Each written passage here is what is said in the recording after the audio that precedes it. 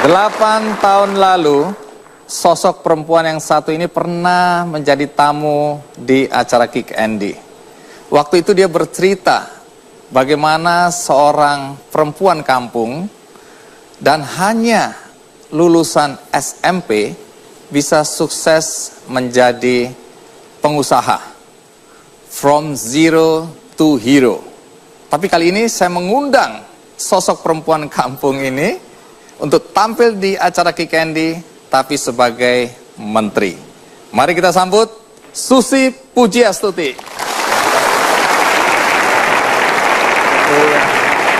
Terima kasih, Bu Susi. Silakan duduk. Bu Susi, apa kabar? Baik, baik. Dulu kan saya mengundang Anda di Kick Andy, menceritakan kisah hidup Anda ya. Dari anak yang cuma lulusan SMP, berjuang keras, bekerja keras, kemudian sukses. Kali ini sebagai menteri.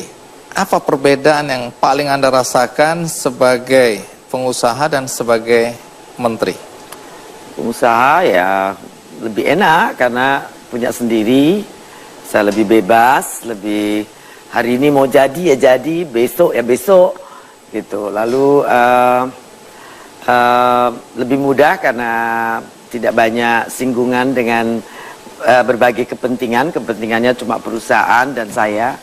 Kalau sekarang ya serba susah, udah gitu selalu diliput di mana-mana. Jadi kadang-kadang tidak boleh lupa. Dulu kalau duduk seenaknya, sekarang nggak bisa.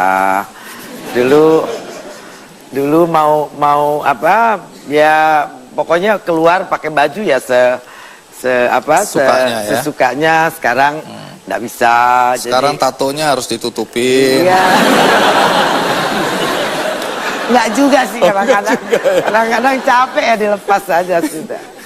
Tunggu dulu, ini pertanyaan saya baru satu tapi kelihatannya Anda sudah curcol ini ya. Itu apakah artinya Anda menderita sekarang? Sometimes ya kadang merasa seperti itu. Apa banyak seperti terlalu banyak kekangan gitu. Masih ada lagi curahan hati? Kadang dibikin gampang saja, lebih gampang dan lebih mudah, lebih cepat. Tapi ya tidak boleh, namanya pemerintah bikin begini gitu. Masih ada lagi? Kami sabar mendengarkan Anda. Kapan lagi Anda bisa curcol seperti ini? Baik. Belakangan kalau kami bertanya kepada masyarakat ya di jalan-jalan, apa yang Anda ingat tentang menteri kita Susi Pujiastuti? Selalu yang mereka sebutkan adalah menenggelamkan kapal-kapal pencuri ikan. Jadi wajah Anda ini identik dengan kapal-kapal yang tenggelam itu. Baik, sebelum kita lanjutkan, ada baiknya kita lihat dulu sepak terjang seorang menteri kelautan dan perikanan berikut ini.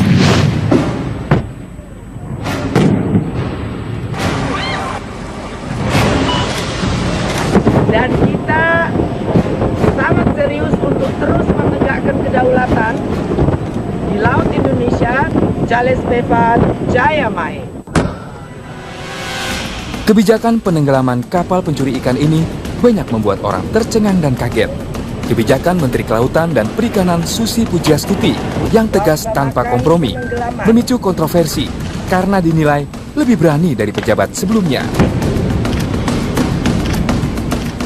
Namun seiring berjalannya waktu dan ketegasan serta konsistensinya Susi Pujiastuti dalam memerangi para pencuri ikan itu, akhirnya banyak dukungan dari masyarakat. Paling hebat sebetulnya efek jerah, tenggelamkan, dan itu undang-undang ada. Hingga kini sudah 174 kapal pencuri ikan di perairan kita yang ditenggelamkan menteri yang bernyali ini.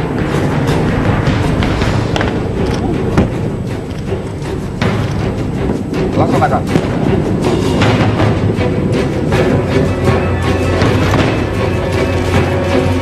Langkah tegas Susi Pujiastuti sebagai Menteri Kelautan dan Perikanan tidak hanya menenggelamkan kapal pencuri ikan saja. Ia juga memperhatikan nasib nelayan yang selama ini banyak mengeluh Akibat banyaknya segala pungutan retribusi, biaya retribusi, ia pangkas, dan sejumlah regulasi yang berpihak kepada nelayan ia canangkan.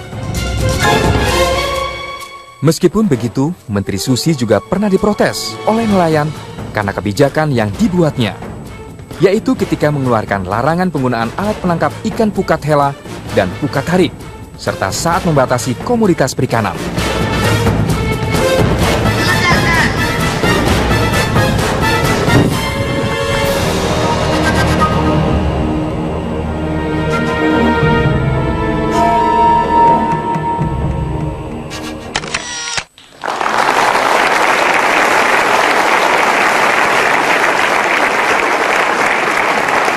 Mau berapa banyak lagi kapal yang Anda tenggelamkan?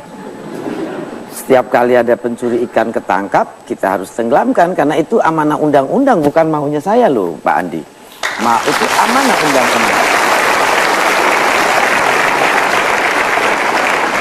Berkaitan dengan tenggelam-menenggelamkan ini, katanya dulu sebenarnya sudah dilakukan. Jadi pada pemerintahan yang lalu itu banyak juga kapal yang ditenggelamkan tetapi dilakukan diam-diam katanya. Karena ini berkaitan dengan hubungan baik antar negara. Sementara di zaman Anda itu diekspos, bahkan cenderung besar-besaran. Tujuannya apa sih? Tujuannya untuk deterrent effect, untuk supaya orang itu jerah dan tahu bahwa kita tidak main-main. Pak Andi, Indonesia itu sangat luas. Sebesar apapun kemampuan patroli kita dengan 5.800.000 km persegi, tidak mungkin kita bisa menutup pintu sampai nol sama sekali kalau kita juga tidak dibantu dengan deterrent effect. Dekade terakhir Indonesia itu di laut hampir tidak ada aturan. Semua hampir banyak ribuan kapal-kapal asing itu menjara laut kita. Dari Natuna sampai ke arah Furu sana. Yang punya izin hanya 1/10-nya itu berdasarkan pengakuan daripada para godfather yang memang mengageni atau menjadi fronter daripada kapal-kapal asing ini. Tapi kita bicara baik-baik dengan semua dubes. Seminggu setelah saya menjabat menteri, saya panggil dubes-dubes negara tetangga, dari semua, dari Malaysia, dari Thailand, dari China, Vietnam. Apa yang Anda sampaikan? Saya bilang excellency, saya bilang Indonesia ini sangat besar lautnya tapi ekspor kita sangat kecil. Dan nelayan kecil dari 10 tahun terakhir turun dari 1.600.000 tinggal 800.000. Kemudian ada 115 eksportir juga bangkrut karena tidak ada bahan baku. Semua hilang karena di tengah diambil. Tapi banyak kita tidak lihat, tidak tahu karena mereka memang semuanya dilakukan di tengah laut. Bongkar muat, BBM, juga yang bukan lagi ini mereka juga bukan cuma nyuri ikan, BBM-nya juga pakai BBM kita. Dan ya saya bilang sama duta besar ini, saya bilang excellency apalagi I don't have enough education to support my job. Jadi pendekatan itu ya, efektif. saya bilang so I will need all your assistance. Saya bilang would you mind if I bother you 24 hours a day? Kalau kita nanti mulai mengeraskan penegakan aturan ini dengan undang-undang tahun 2009 nomor 45 bahwa kita akan tenggelamkan setiap kapal yang tertangkap. Reaksi mereka mereka setuju semua buat press conference setelah itu dan menyetujui bahwa IUU fishing itu, illegal fishing itu bukan cuma persoalan Indonesia tapi persoalan banyak negara. Jadi seringkali ada acara resepsi kedutaan, mereka juga tahu saya baru nenggelamkan kapal mereka. Excellency apologize, saya juga excellency apologize, saya tenggelamkan lagi.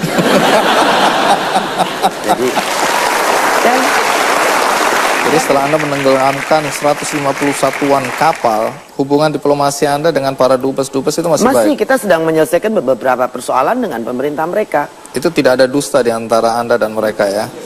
Saya tidak ada dusta, saya tidak tahu kalau yang lain ada dusta Pak. Tapi saya tidak ada. Nah, dengan sikap dan tindakan Anda seperti itu, atau kebijakan menenggelamkan kapal dan diekspos tanda kutip besar-besaran, dampaknya apa yang terasa sekarang ini? Kita kan keluarkan izin seluruhnya KKP ada 1.300. Jadi saya tanya mereka, ya ada 3 mungkin kopinya. Saya bilang nggak percaya saya, ya 5. Saya bilang nggak percaya saya, ya kadang-kadang 10. Satu izin kapal bisa ada 10 kapalnya. Catnya sama, warnanya sama, nomor saja kadang berbeda. Ya itulah deterrent effect yang Pak Jokowi inginkan. Jadi istilahnya orang udah takut duluan gitu. Dan sekarang masih ada, ya kita tangkap tahun ini, kalau tidak salah besok ini awal bulan kita akan tenggelamkan 30-an. 30 Jadi masih kapal ada lagi. rencana lagi nih. Ya, cuma tidak seperti dulu, Pak Andi. Kalau dulu tuh seperti biasa, mereka pakai bendera Indonesia. Lalu tukang cuci piringnya orang Indonesia disuruh terima radio dari kapal patroli. Jadi kalau ditanya, ya ini kapal Indonesia. Gitu. Jadi modus ini Anda sudah tahu dari dulu karena memang Anda bergerak di bidang perikanan. Iya, iya. Nah, ada yang bilang, Bu Susi sih beraninya sama kapal-kapal kecil aja. Kapal besar dong tenggelamkan. Kan sudah kemarin yang Viking, Pak, ya. Viking itu kapal terbesar. Ya, Bobot lalu matinya berapa? Kemarin kalau tidak salah 1.200, Pak. 1.200. Baik, menarik karena kapal itu Anda tenggelamkan bukan tenggelamkan seluruhnya. Anda Ya. tenggelamkan separuh aja. Apa Ya, maksudnya? untuk monumen. Untuk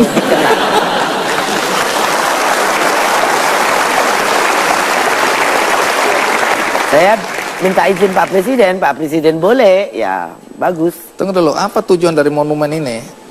Untuk pelaku jerah. Jadi kalau mereka lewat situ masih ada bangkai kapal yang... Ya, dan saya ingin untuk membuat museum di situ, sebuah museum supaya negeri kita, bangsa kita, semua anak-anak generasi yang akan datang belajar bahwa illegal fishing itu sangat merugikan negara dan sangat merusak. Panjang jaringnya juga kilometeran, bukan 1.000 meter, 2.000 meter. Itu kalau tidak salah panjang talinya 77.000 meter. 70 meter 7 lebih. kilometer, ya. Panjang sekali. Ya. Apa dampaknya kalau panjang? Tuh, jadi dia apa saja dia Sapu, garuk. dan Ya. itu merusak semua ya. Merusak habitat di bawah, karang-karang, ya. Baik, menarik ya. Baru-baru ini terjadi konflik ya di Laut Cina Selatan berkaitan dengan kapal patroli dari Kementerian Kelautan dan Perikanan yang mengejar tanda kutip nelayan atau perahu nelayan atau kapal nelayan yang diduga mencuri ikan di daerah atau wilayah kita. Kemudian terjadi insiden. Nah, nanti Anda jelaskan apa yang terjadi karena ini dari pihak Tiongkok ngamuk berat ini karena Anda menahan kapal mereka dan kemudian menangkap awak kapal. Kapalnya tidak ditahan. Ya, waktu itu lagi diseret tapi Ya, betul. terlanjur ditabrak. Ya. Ya, makanya insiden ini menarik untuk diketahui secara jelas karena banyak orang menduga-duga bahwa memang kitalah yang salah. Tapi sebelum Anda jawab, kita rehat sejenak, ikuti terus Kick Andy.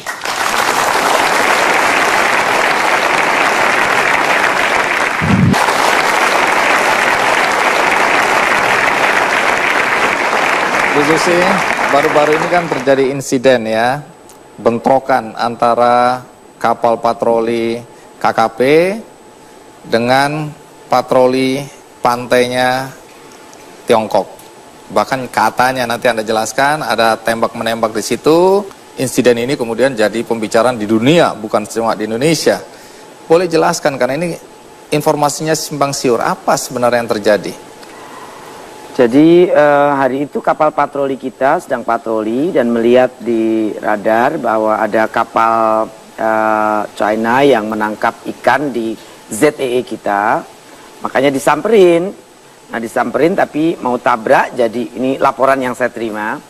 Jadi akhirnya dilakukan tembakan peringatan, tetap mencoba ini, lalu 3 orang dari kapal kita loncat ke kapalnya Tiongkok, diambilnya ABK, dilumpuhkan ABK, ditarik ke kapal kita. Kemudian kita towing kapal mereka masuk ke wilayah Natuna. Pada saat mau masuk garis teritorial 12 mil, itu kapal patroli mereka yang mengikuti di belakang menumbur kapal ikan mereka. Akhirnya tidak bisa ditowing dan kemudian ada perintah dari TNI juga supaya tidak terjadi konflik lebih lebih ini lagi, jadi ya kita lepaskan saja kapalnya, lalu kita bawa ABK-nya ke daratan Natuna. Nah, kenapa kapal mereka menabrak kapal nelayan mereka juga? Apa tujuannya kira-kira? Atau dugaan tujuan dari tabrakan? Supaya tidak bisa ditowing ke Indonesia. Mungkin saya dengar pemerintah Tiongkok sangat keberatan apabila sampai kapalnya ditenggelamkan seperti itu. Saya punya keyakinan bila pemerintah Tiongkok yang level tinggi mengerti, saya yakin mereka juga bisa mengerti kenapa kita harus bisa menegakkan hukum di negeri kita. Karena saya yakin IUU fishing untuk negara manapun adalah persoalan yang sudah dianggap adalah sebuah aktivitas kriminal. Kenapa dari dulu nggak ada masalah? Karena ini secara tradisional mereka memang mencari ikan di wilayah itu. Kenapa sekarang jadi persoalan? Ya dari dulu juga harusnya persoalan karena itu ZTE kita, Pak Andi. Kenapa baru sekarang ribut kita? Karena saya melihat orang patroli kita melihat bahwa mereka menangkap di ZTE kita. China bilang sovereignty Indonesia, berarti itu ZTE kita. Ya kalau dia sudah mengakui ZTE kita, itu ya illegal fishing, dan pemerintah Tiongkok harus mendukung penegakan hukum ini kepada juga atas dasar bilateral relationship yang baik. Karena saya yakin pencurian ikan pasti tidak termasuk klausul hubungan baik antar negara, pasti itu saja. Baik, setelah kejadian itu Anda meminta agar Angkatan Laut kita mengirim kapal perang untuk menjaga wilayah tersebut, benar? Saya pikir mereka pemerintah Tiongkok ya untuk lebih supaya ada deterrent effect, saya rasa lebih bisa munculkan adalah kalau kita melihat ada penjaganya kan pasti orang tidak berani.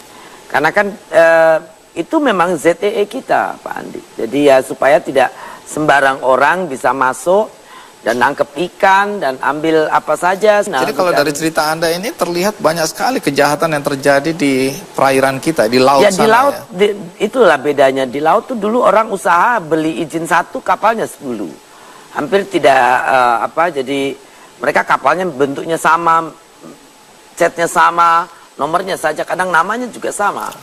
Benderanya itu seperti Viking, kemarin kita tangkap ada 30 bendera di dalam kapalnya. Jadi Viking ini berganti-ganti bendera? Iya, kemana mereka tujuan. Dan berganti-ganti nama katanya ya? Iya, dulunya katanya namanya bukan Viking. Dan ini menjadi buronan jadi mereka mungkin katanya, mungkin ini dianggap oleh Norwegia, karena dulu yang pertama kali kejar-kejar mereka tuh Norway. Iya. Jadi untuk meledek Norwegia dia kasih nama Viking. Nah, tindakan Anda atau kebijakan Anda ya, yang terlalu tegas dan keras ini selalu dari sisi lain dilihat sebagai kekhawatiran. Itu bukan kebijakan saya, itu undang-undang perikanan Indonesia. Yang Anda lakukan, saya Anda eksekutor tegakkan daripada undang-undang itu, karena saya menteri KKP. So, baik. Ini yang suka media nakal ditwist-twist gitu, Pak. Iya. Oh, ini peraturan pemerintah, undang-undang. Dikatanya Susi yang punya kelakuan kan gitu. Mereka nggak benar ya. Selalu cari heboh, itu persoalannya. Baik, undang-undang yang Anda mau tegakkan ini oleh beberapa pihak dilihat justru merugikan Indonesia karena ini membuka peluang, karena ini sangat sensitif jika membuka peluang adanya hubungan yang rusak antara negara-negara yang kapal nelayannya Anda tenggelamkan tadi. Dengan sikap Anda menegakkan undang-undang secara keras. Tidak ada diplomasi di situ. Oh, saya rasa tidak. Kita baik, duta besar beberapa bulan sekali kita masih ketemu untuk membicarakan ini itu. Memang dengan pemerintah Tiongkok karena baru ada insiden ini. Tapi sebetulnya beberapa bulan sebelumnya saya juga bertemu Dubes untuk penyelesaian kapal-kapal ex asing dari China yang ada di Indonesia. Illegal fishing tidak mungkin masuk dalam klaus hubungan bilateral dua negara. Tidak bisa kejahatan termasuk dalam klaus itu, Pak Andi. Kalau karena illegal fishing negara marah sama kita dan memutuskan hubungan baik, berarti negara tersebut memproteksi dan berada di balik kegiatan IUU fishing. Kan tidak mungkin, Pak. Baik, masih banyak hal menarik, terutama apakah di laut itu sebenarnya ada mafia. Karena semua orang menganggap banyak sekali mafia, tapi yang mana dan siapa mereka itu yang mereka selalu tidak tahu. Mungkin Anda bisa jelaskan apakah benar atau tidak, tapi jangan sekarang, karena kita rehat dulu, ikuti terus Kick Andy.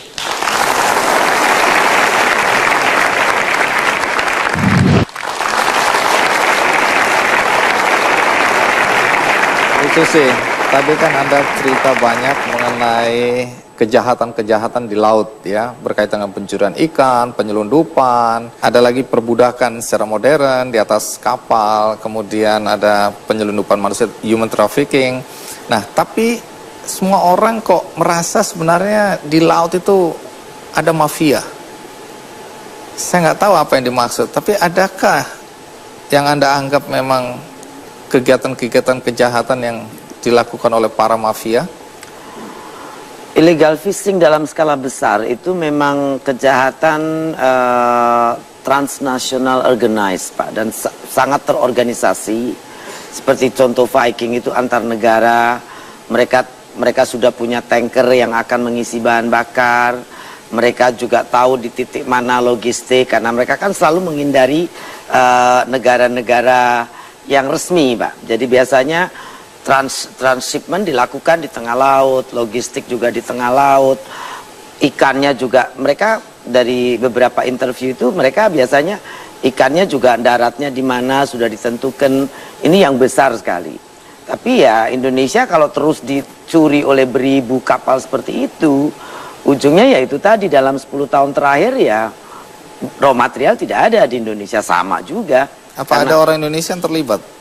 Tanpa dibantu oleh orang Indonesia, tidak mungkin mereka dari luar berani masuk begitu saja. Bantuan apa yang dilakukan oleh Indonesia, orang-orang Indonesia? Dokumen-dokumen palsu. Dari dokumen, falsifying dokumen, lalu influencing atau pengaruh, karena mereka kenal pejabat atau tokoh masyarakat atau beragam broker-broker itu. Ada yang diasosiasi, ada yang juga bekas pejabat KKP, ada juga bekas pejabat di militer dan lain sebagainya, macam-macam. Ini melibatkan orang-orang yang pernah jadi pejabat, tapi yang masih jadi pejabat menurut Anda ada nggak? Influencing, ya ada juga, karena ini kan kesempatan. Sekarang misalnya kapal-kapal ini ingin kembali lagi melaut kan, tapi sebetulnya kita tidak bisa semudah itu, karena kebanyakan dokumennya itu kan ada falsifying dokumen. Falsifying dokumen berarti sebetulnya deletion bill of sale-nya palsu atau tidak betul, dan tercatat di 2 negara. Tadi kembali bahwa kapal itu tidak dipanggil it atau benda. Kapal itu berkewarganegaraan seperti kita manusia. Karena apa? Karena kapal ini bisa menjadi carrier vehicle pelaku subversi, intervensi, terorisme, penyelundupan dan lain sebagainya, untuk pencurian. Jadi kapal itu di dalam peraturan internasional itu dianggap sebagai person, sebagai, jadi dipanggil she atau her ya? Ya, panggilannya ya she atau her, dia wanita. Dia wanita ya. Kenapa nggak dia laki-laki ya? Laki-laki tambah kacau hidupnya ya. Berkaitan dengan kejahatan tadi, menurut Anda seberapa mengerikannya kejahatan di laut ini? Ya, yang kita tahu seperti contoh di Benjina, ternyata itu ada pelaut-pelautnya itu dari umur 9 tahun, sudah 22 tahun tidak pernah pulang. Mereka dari Myanmar, dari Rohingya. Dan sebetulnya juga banyak orang Indonesia yang diperbudak di kapal-kapal illegal fishing, tapi tidak di perairan Indonesia. Mereka ada di Afrika, ada di South America. Kemarin yang cerita di Angola, ada di kapal 7 orang. 5 orang tuh meninggal tiap hari kelaparan, tidak minum, tidak makan selama berhari-hari karena di jangkarnya di laut, jadi tidak di pelabuhan. Mereka takut masuk pelabuhan, jadi tidak ada yang nganter makanan dan logistik. Akhirnya meninggal ada 5 orang, cuma 2 yang selamat. Kemarin contoh lagi ada yang ditelantarkan di Argentina, juga di wilayah Argentina. Jadi sindikat kejahatan internasional yang sangat terorganize. Sebetulnya apa yang kita lakukan di Indonesia ini sudah menginspirasi banyak negara. Contohnya membawa keberanian ke banyak negara. Apanya yang menginspirasi? Palau sudah mulai meledakkan tempo hari 2, kemarin juga satu lagi Argentina juga berani Oh, tembak. jadi ledak-meledakan ini jadi tren ini ya? Gara-gara Anda itu semua ya? Itu undang-undang Indonesia, Pak.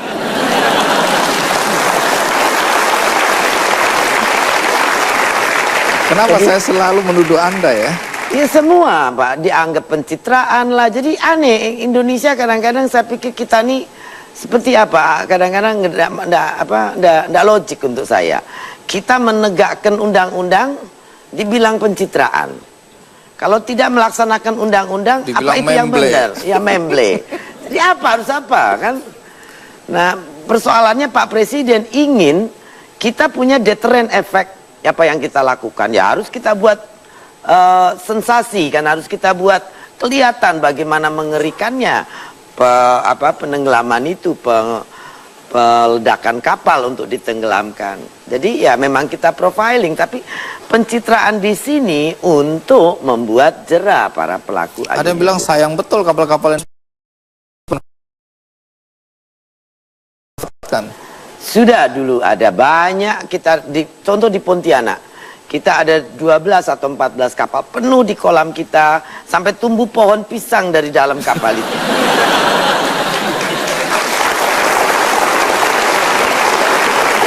Tunggu. Dengan cerita ini apa pesan moralnya sebenarnya? Apa yang Anda ingin ceritakan? Jadi bikin macet pelabuhan, nggak bisa dipakai, penuh oleh kapal sitaan. Kemudian ternyata tidak dimanfaatkan. Atau kalaupun ada yang dimanfaatkan akhirnya dijual, jual lagi kembali ke pemiliknya. Lelang juga beberapa kali yang menang juga pemiliknya. Nah, dengan sikap Anda yang menegakkan peraturan dengan cara yang sangat tegas, walaupun itu juga memang atas tanda kutip restu dari presiden atau bahkan diinginkan oleh presiden, tetapi kan ujung-ujungnya orang melihat Anda, sehingga banyak orang yang sakit hati, orang-orang yang dirugikan oleh sikap dan tindakan Anda sebagai menteri. Nah, Anda, saya dengar banyak juga mengalami ancaman ya. Apa bentuk ancaman yang pernah Anda rasakan? SMS ada, tapi saya pikir serius tidak. Oh, jadi Anda nggak takut? Ya, saya dijaga banyak, ada walpri dari polisi.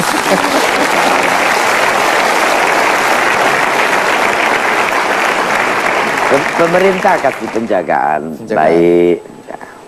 Tapi Anda dulu pernah diancam mau disantet juga saya. Iya, SMS itu ada. Oh, itu santet. 7 turunan. Isinya, 7 turunan Anda mau disantet. Jadi nggak cukup Anda ya, sampai 7 turunan mau disantet semua. Siapa itu orangnya? Ada aja, mungkin orang yang jengkel saja. Kalau nggak stres saja. Nah, kalau diancam-ancam kita apa reaksi Anda atau sikap Anda? Ya, biasa saja. Saya kan melaksanakan tugas negara, Pak Andi. Dan ya perintah Pak Presiden. Jadi Anda laksanakan dengan segala konsekuensi. Dengan segala konsekuensi.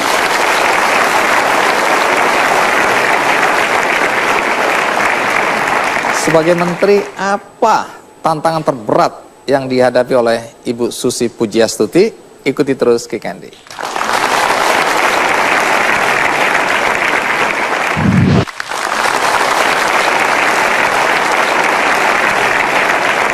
Ujung dari semua tindakan Anda, kebijakan Anda mewakili negara tentu saja adalah untuk kesejahteraan bangsa Indonesia.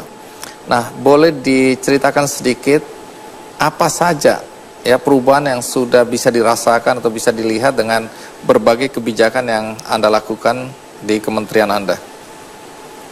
Kalau dari laporan lapangan itu banyak, terutama wilayah-wilayah yang dulu banyak illegal fishing, sekarang ini ikannya luar biasa. Di Sabang contohnya dulu biasanya 1 hari 1 ton, Pak Wali Kota cerita sekarang paling tidak 20 tonan setiap hari. Merauke yang tahun 2013 hanya 2000 ton, tahun 2015 menjadi 4000 ton, dan tahun 2000 naik 100%. Ya, 2015 nya 6000 ton. Lalu naik lagi sampai 6.000. Kemarin baru sampai bulan Maret dari data SKPM kita itu naik menjadi 3000, baru 3 bulan sudah 3000-an ton.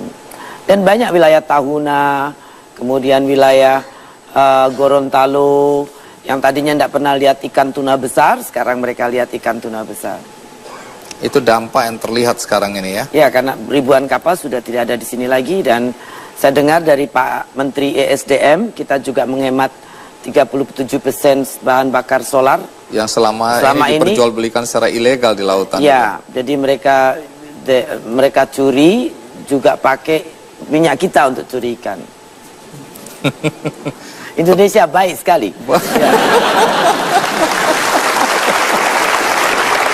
Itu berkaitan dengan perjuangan Anda untuk nelayan, untuk bangsa kita.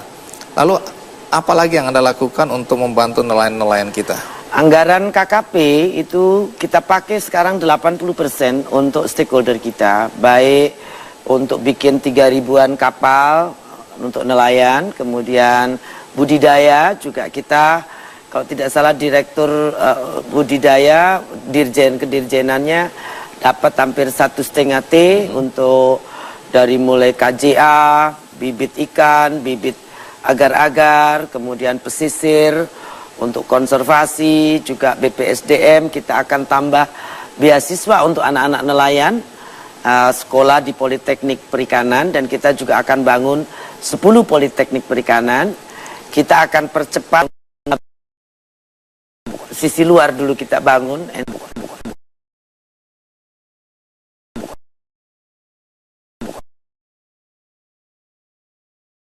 Sisi luar dulu kita bangun, NTT, kemudian juga Sabang.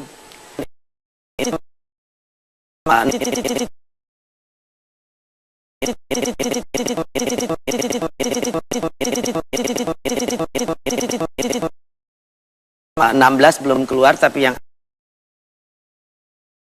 16 belum keluar, tapi yang akhir 2015 itu 8,96%. Data BPS. Itu pertumbuhan yang luar biasa.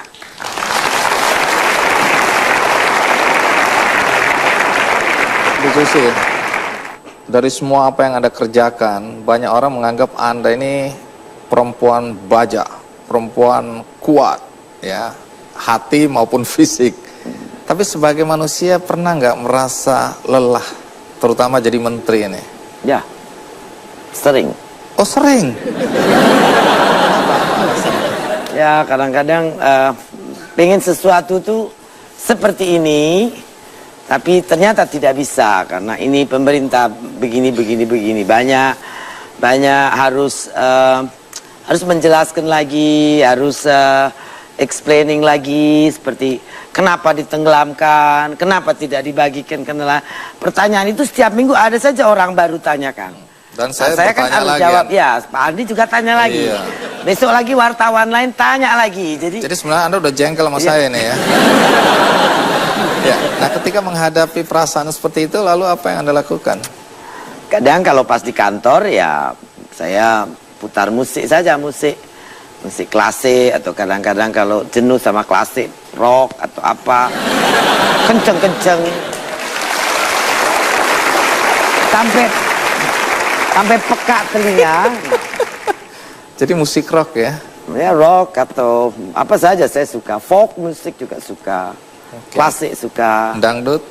Dangdut ya, kadang-kadang kalau sama Pak Ota sama anak-anak satu di rumah main dangdut ya. Ada band kecil. Baik, menarik ya, karena ternyata Anda juga merasakan satu masa di mana Anda lelah juga ya. Karena tidak bisa melakukan apa yang Anda ingin lakukan, berkaitan dengan harus adanya koordinasi dengan berbagai pihak. Kalau soal orang-orang yang terlibat kejahatan di laut, ini kan Anda bisa lihat bahwa mungkin ada di antara kita masih menjabat dan seterusnya. Frustrasi nggak Anda melihat orang-orang yang hanya menguntungkan dirinya sendiri dan merugikan nelayan? Itu yang bikin saya lelah sekali kadang-kadang, Pak Andi. Kadang capek. Memang reforming perikanan ini a long journey, dan sangat waktu periode ini akan pahit untuk beberapa orang yang sudah tidak lagi bisa dapat komisi jualan izin, bikin izin, gitu kan tidak ada lagi. Saya sih inginnya sebetulnya ikan banyak, segera ganti ya alat tangkap atau segera bikin kapal, karena saya yakin sekarang dan banyak cerita penangkapan itu luar biasa. Saya berharap kita jaga ikannya. Kita kan tidak mungkin mengasih nelayan uang tunai terus menerus. Bantuan tunai mau berapa lama Indonesia kuat?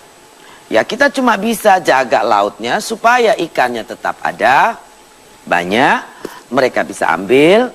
Dan seperti misinya pemerintah, laut masa depan bangsa. Kalau tidak dijaga 10 tahun, 20 tahun habis, terus mau apa? Masa depan bangsa.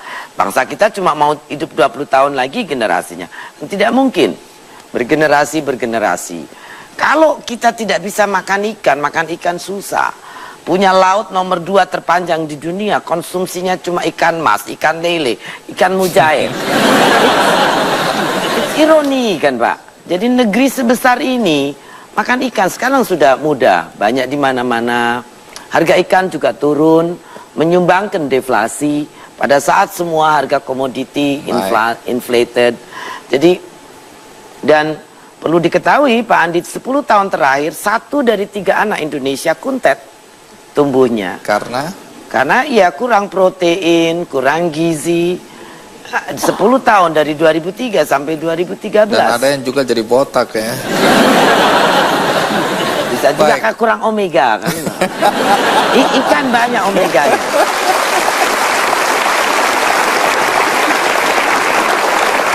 Dengan gaya Anda memimpin seperti sekarang, saya masih penasaran. Waktu pertama kali Pak Jokowi minta Anda itu, apa yang dilihat dari Anda ya?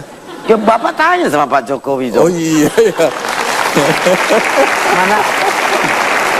Mana saya tahu isi hati dan kepala Pak Presiden. Tapi waktu ketemu Anda apa yang dia omongin? Karena Anda pasti kaget-kaget juga dan katanya Anda bilang, Pak, saya ini orang gila, kenapa dipilih?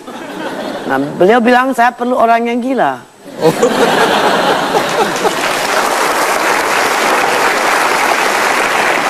Tapi serius, ini saya cuma ingin tahu aja. Ini itu juga serius wawancara.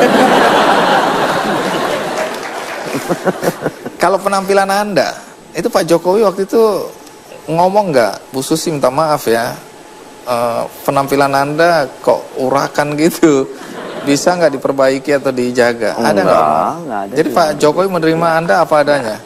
Iya. Tapi sebelumnya Anda kenal Pak Jokowi nggak sih? Ketemu waktu beliau mau dilantik malam, saya ucapkan selamat di bandara 2 menit saja. Jadi sebelum ini belum kenal, bukan teman, bukan apa gitu.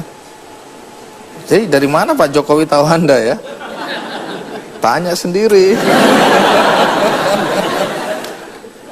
Oke, gaya Anda kan berbeda dengan Pak Jokowi. Anda kan minta maaf nih ya, agak urakan gitu loh, agak kacau ya. Ini perasaan saya. Tapi very manner loh Pak. Oh iya.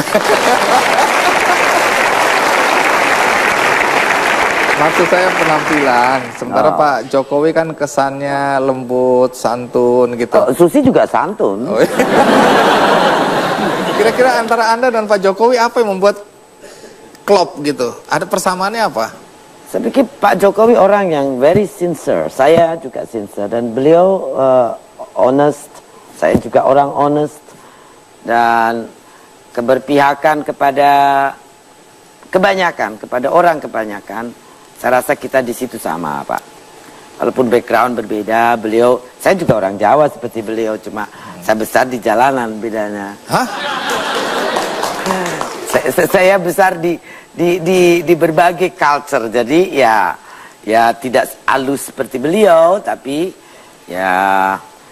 manner tetap manner, santun saya sangat santun, dan sangat gentleman saya, tidak pernah. Baik, pada usia 12 tahun, ibunda Anda kabur dari rumah. Ya. Kemudian tinggal di kesusteran. Ya. Tapi justru Anda mengagumi nilai-nilai yang ada pada ibu Anda. Ini menarik. Anda ceritakan kenapa kabur dan nilai-nilai apa yang Anda warisi dari ibu yang Anda kemudian terapkan dalam kehidupan Anda. Tapi kita lihat dulu Pastikan Anda masih bersama saya di Kick Andy.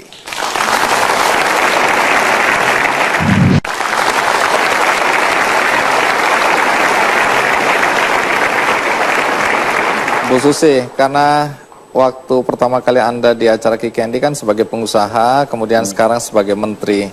Dulu kan Anda bebas melakukan apa aja yang tadi Anda ceritakan, ya. Mau duduk di pinggir jalan juga nggak ada yang persoalkan, mau pakai tato juga nggak ada yang ribut, mau sedikit ya ngepul-ngepul juga nggak ada yang ngeramein. Tapi sekarang sebagai menteri itu menjadi urusan semua orang. Nah, apa kegiatan-kegiatan lama Anda yang akhirnya sekarang nggak bisa Anda lakukan lagi sebagai menteri? Jalan di kota, jalan kaki, terus ke mall. Jadi Anda nggak pernah ke mall lagi sekarang? Makan di restoran terbuka. Nggak bisa lagi? Karena mau makan baru begini, Bu foto.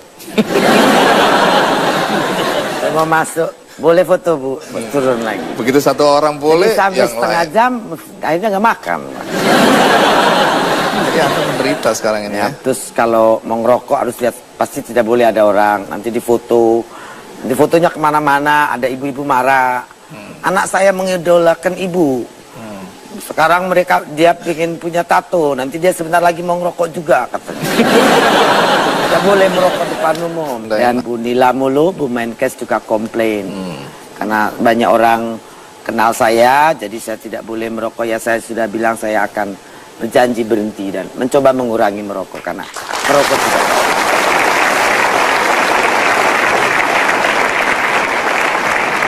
Ini kembali lagi berkaitan dengan pendidikan. Banyak dulu orang meragukan lulusan SMP jadi menteri bisa apa. Faktanya sekarang orang-orang melihat bahwa Anda punya prestasi. Nah, berkaitan dengan pendidikan, apa korelasinya dengan sukses kalau menurut Anda? Karena banyak anak-anak juga merasa udah nggak perlu lagi sekolah tinggi-tinggi, SMP cukup. Kenapa? Bisa jadi menteri. Anda ini contoh buruk ini. Dari sisi itu setuju saya. Dan semestinya saya yakin menjadi menteri dengan ijazah cuma SMP itu tidak mudah. Dan 1001, mungkin 1.000.001. Artinya? Ya di seluruh kabinet yang cuma lulus SMP juga cuma saya, Pak. Coba bisa diulang di kamera kepada anak-anak yang mengidolakan Anda dan mau berhenti sampai di SMP saja. Apa pesan yang Anda mau sampaikan?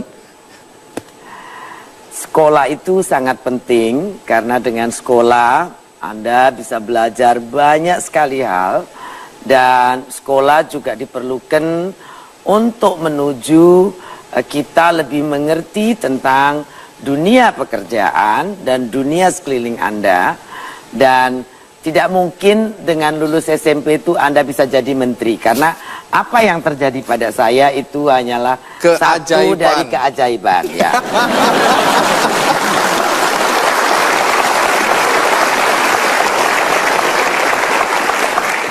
Hal yang juga menarik adalah orang tidak lagi melihat gaya Anda yang kadang-kadang seenaknya itu, terus pendidikan Anda.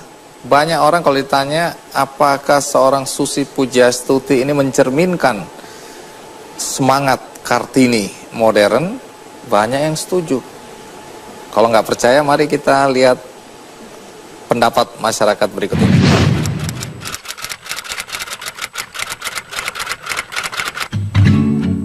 Dia itu nyentrik ya, tegas. Berani tuh orangnya tuh ya. Pokoknya keren sih buat ibu itu. Jadi tuh ngasih tahu orang kalau kita tuh nggak boleh ngejudge orang dari luarnya aja, tapi kita bisa ngeliat kinerjanya kayak gimana.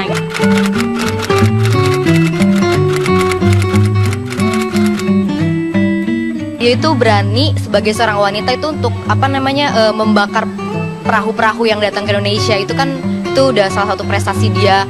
Berkurang yang penangkap ikan liar yang masuk ke perbatasan Indonesia. Yang saya tahu sih dia waktu itu dia pernah ngebantuin tsunami di Aceh. Yang saya tahu sih dia pernah ngeledakin kapal asing yang masuk ke wilayah kelautan Indonesia.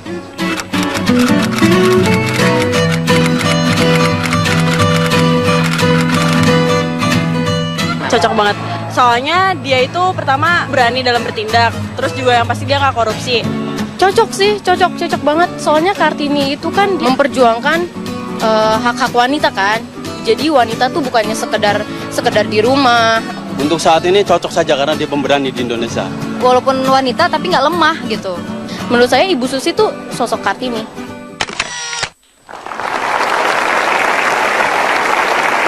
Anda dianggap membawa semangat Kartini di zaman modern. Silakan mau bantah, mau setuju. Terlalu berlebihan. Banyak contoh wanita lain yang lebih hebat.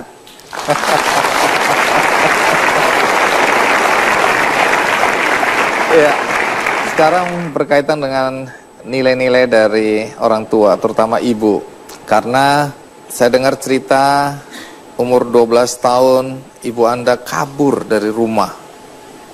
Tentu kami semua ingin tahu, kenapa kabur dari rumah dalam usia 12 tahun?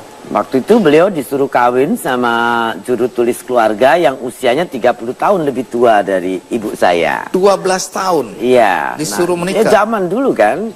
Nah karena tidak mau, ya beliau naik, saya tidak tahu, ke jalan kaki atau naik bus, berangkat ke Sukabumi, tinggal di kesusteran di Sukabumi. Dari situ kemudian beliau ikut PMI, Palang Merah, sampai ke Bali, sampai akhirnya sekolah SGKP di Sekolah Kepandaian Putri ya? Ya, jadi makanya ibu suka dandanin pengantin, ya nyulam, jahit. Itu juga pelajaran yang saya dapat. Saya juga bisa bikin baju Anda sendiri. bisa jahit? Ya. Anda bisa Waktu jahit? gadis bikin baju sendiri, ya. Mana percaya orang. Oke, buat sementara saya percaya lah Anda bisa jahit ya. Baik, jadi nilai-nilai apa yang Anda dapatkan atau Anda warisi dari ibu seperti itu? Kemandirian dan konsisten untuk mencapai goal. Dan kerja keras. Dulu ada foto nih, Anda menggendong seorang wanita. Ibu saya. Oh, itu ibu Anda ya. Jadi benar apa yang disampaikan di media sosial bahwa itu adalah ibu Anda. Kenapa Anda harus gendong ibu Anda ini? Karena jauh, beliau jalan sudah agak susah. Jadi daripada diklat lalu rumput juga. Emang tidak ada orang lain di situ? Pada saat ibu itu? saya yang harus gendong.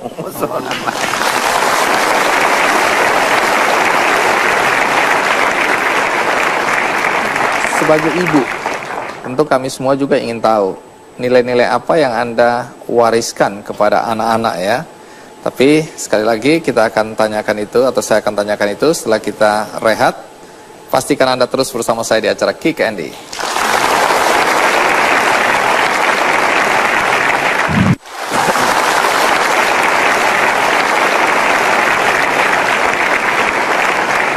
Bu Susi, Anda pernah menyatakan tidak ingin berlama-lama jadi menteri. Sampai sekarang Anda sih masih jadi menteri ya. Jadi nanti jelaskan apa yang dimaksud tidak ingin berlama-lama jadi menteri. Tapi sebelum itu, kita saksikan dulu perjalanan karir seorang Susi Pujiastuti. Ini dia liputannya.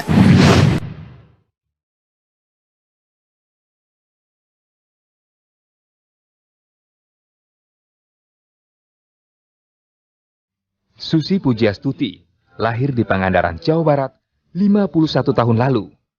Naluri bisnis menuntun Susi untuk berhenti sekolah dan mulai berbisnis. Dengan modal Rp750.000 yang didapat dari menjual perhiasan, Susi menjadi pengepul ikan di Pangandaran pada tahun 1983. Bisnisnya terus berkembang. Hingga tahun 1996, Susi mendirikan pabrik pengolahan ikan PT ASI Pujiastuti Marine Product. Tahun 2004, Susi membeli sebuah pesawat Cessna Caravan untuk mendukung bisnisnya di bidang perikanan. Susi mendirikan PT ASI Pujiastuti Aviation dengan call sign Susi Air.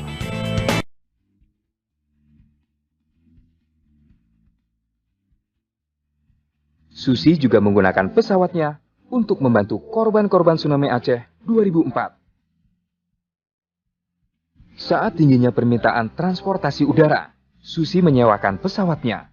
Susi Air banyak beroperasi di daerah yang belum terjamah maskapai lain dan fokus melayani penerbangan perintis.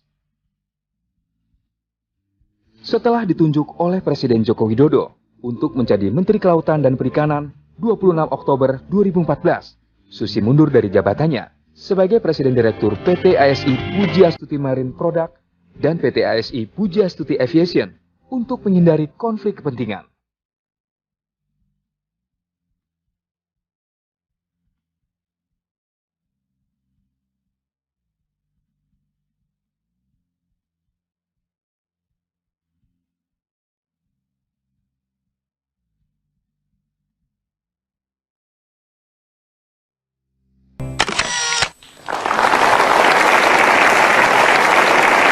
Ya, pernah terbayang bakal jadi menteri nggak? Nggak ada cita-cita jadi menteri. Mana ada pikiran kamu? Dulu kecil kita nggak tahu menteri itu apa-apa. Saking di pelosoknya waktu itu ya. Ya, tadi Anda baru menjelaskan bahwa Anda mewarisi nilai-nilai dari orang tua, terutama ibu ya, yang Anda kemudian terapkan dalam kehidupan. Tapi sekarang nilai-nilai apa yang Anda juga ingin wariskan kepada anak-anak?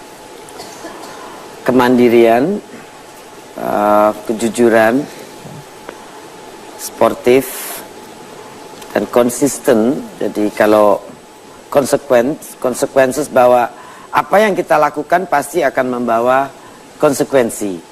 Jadi setiap langkah pasti ada konsekuensinya, pasti ada rewardnya, dan itu saya percaya bahwa sebetulnya kita diberi pilihan oleh Tuhan untuk menentukan end-nya itu seperti apa.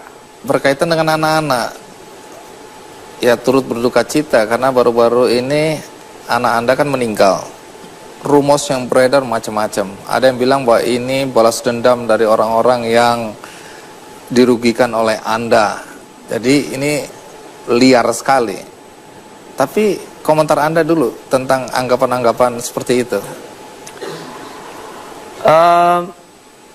Awal juga kadang-kadang pikiran banyak juga di kepala seperti itu, tapi ternyata dari hasil examiner itu ya memang heart failure pada saat tidur, ya penyebabnya karena sesak napas dan dia ada asma juga berat. Jadi kurang sehat badan atau kecapean, dan mungkin juga yang dibilang oleh dokter sleep apnea, tapi memang dia gagal jantung pada saat tidur. Nah, Anda kan dijuluki perempuan besi, perempuan baja, perempuan kuat ya, yang orang yang tangguh. Dengan kepergian anak sebagai ibu, apa dampak yang Anda rasakan atau bagaimana Anda mengatasinya? Kadang ada perasaan kosong seperti itu, dan menyesal saya tidak di sana.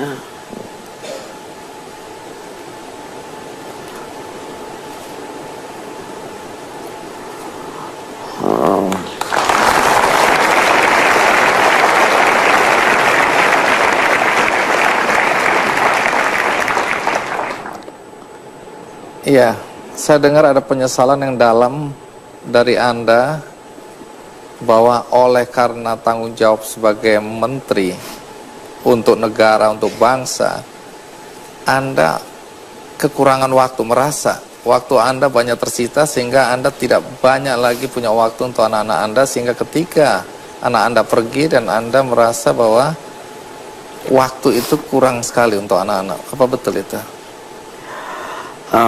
Kadang-kadang perasaan guilty itu selalu ada dari dulu karena saya banyak kerja, anak-anak saya tenteng kemana-mana, juga kadang-kadang terpisah dari teman-temannya, kadang-kadang ya. Tapi saya mencoba untuk memberikan kualitas kepada waktu kalau kita sedang bersama, dan saya pikir so far it's okay. Cuma kadang-kadang juga terpikir mungkin saatnya untuk stop and konsentrasi ke keluarga, kadang-kadang seperti itu. Tapi ya saya pikir saya masih punya tenaga dan pikiran yang saya bisa berikan kepada negara ya.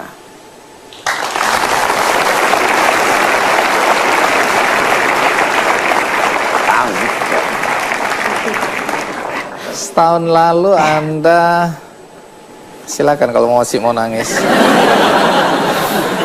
Ya, walaupun Kelihatannya kita bercanda, tapi pasti kami memahami perasaan Anda ya. Setahun yang lalu Anda mengatakan tidak ingin berlama-lama jadi menteri.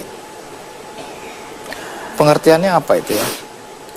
Kadang-kadang kesel aja, Pak, ada baca komentar atau apa orang yang tidak senang, atau kadang-kadang frustasi sama sesuatu yang kenapa nggak bisa dibikin simple saja, atau kenapa orang berpikiran seperti itu, kenapa mereka berpikir negatif thinking gitu. Apa benar Anda pernah ngomong sama Presiden Jokowi bahwa Anda mau istirahat sebentar gitu loh? Kenapa sampai berani-beranian bilang ke Presiden mau istirahat dulu? Enggak, libur lah gitu, Pak. Oh, libur. Kalau dikasih izin sebulan libur, emang mau ngapain? Mau jadi CEO Susi Air sebentar. Kangen ya? Adakah mimpi yang Anda ingin wujudkan ke depan? Saya ingin laut Indonesia sehat, ikannya banyak, semua orang bisa tangkap ikan, paling tidak untuk makan.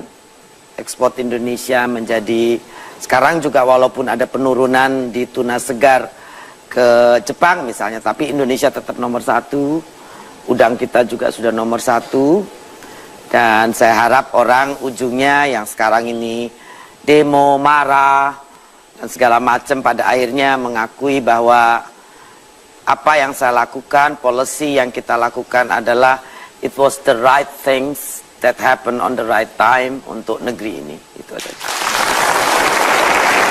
Baik. Ibu Susi, terima kasih. Dan seperti biasa di acara Kick Andy, kalau kami mengundang orang-orang spesial, maka kami akan memberikan karikatur untuk Anda. Baik, bagaimana bentuk karikaturnya? Iya, jangan dikasih lihat Ibu Susi dulu. Kita kasih lihat ke penonton dulu. Ya, baru Ibu Susi boleh lihat. Iya.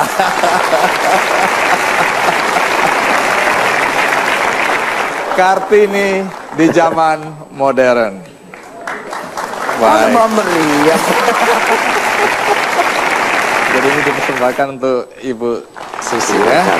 Sebelum kita akhiri Ibu Susi, seperti biasa saya juga akan membagikan satu buku istimewa hari ini, Untold Story tentang Susi Pujiastuti. Ya. Dan penulisnya sebagai salah satu dari tim sudah ada di sini, yaitu Bobby PR. Boleh berdiri? Iya. Terima kasih untuk bukunya. Terima kasih. Supaya Anda lebih puas dengan kisah hidup Ibu Susi, maka ini akan saya bagikan satu-satu untuk Anda di studio. Karena selain buku, maka hari ini ada seperangkat alat-alat kecantikan, produk-produk kecantikan dari Esther House of Beauty untuk Anda semua yang hadir.